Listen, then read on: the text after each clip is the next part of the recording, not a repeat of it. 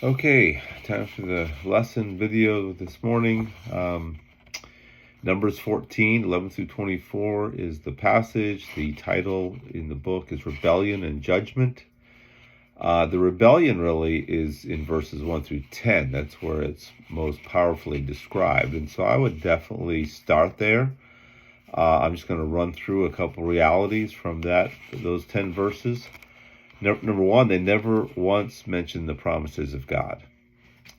That's going to get you into trouble, isn't it? When you're forgetting the promises of God, you're just going by what you're seeing. They speak of Egypt as if it was some great land and some better option for their lives when they were really slaves and were groaning out in such a way that God delivers them. But instead of trusting God in the incredible land that he's promised them and that they, at least the spies, have seen and testified to, they speak of Egypt as a better option. 3, they accuse God of bringing them there to die and have their children die in the wilderness, when reality is their rebellion is going to lead for them to die in the wilderness and their children to go and inherit the land. Number 4, they conspire to appoint a new leader to take them back to Egypt, and in order to facilitate that, number 5, they conspire to stone or attempt to stone Moses and Aaron and Caleb and Joshua. And the only thing that keeps them from doing that, remember, this is going to be over 1 million people. Moses and the 3 other men could not have prevented that, humanly speaking. But God intervenes with his presence, his manifestation of his presence in a protective way, and so they're not able to do that.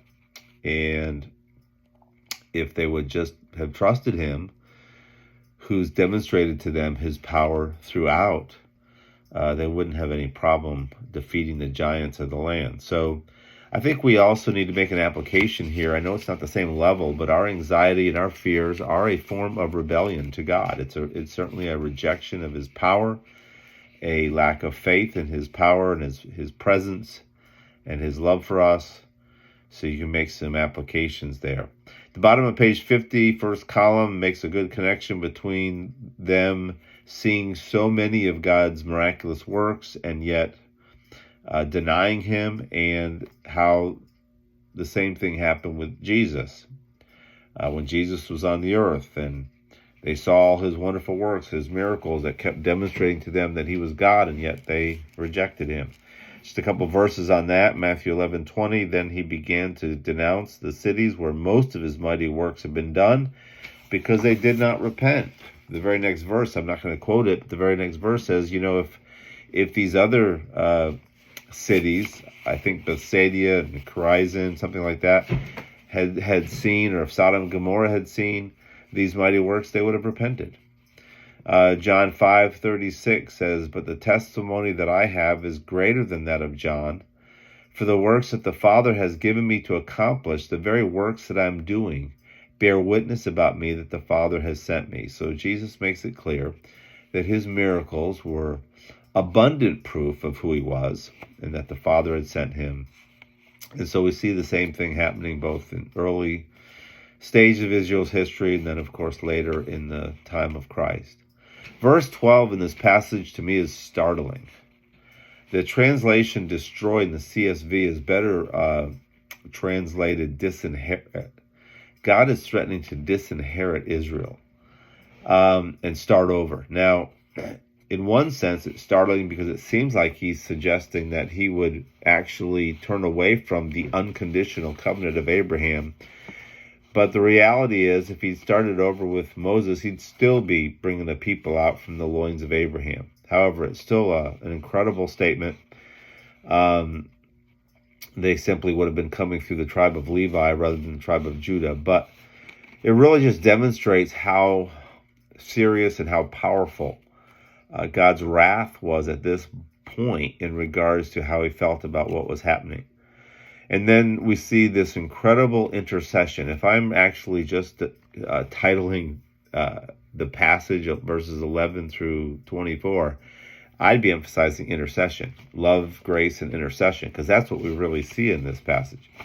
Moses' intercession is equally rare because of how humble, the humility it flows from. If God had told you that he's going to wipe out these people and start a new people that would go through you, uh, you'd probably say, well, God, that's awesome. Let's do it. But Moses pleads for God not to do this. He cares more for God's glory than his own, because he realized what would happen if he did this and how the nations would respond.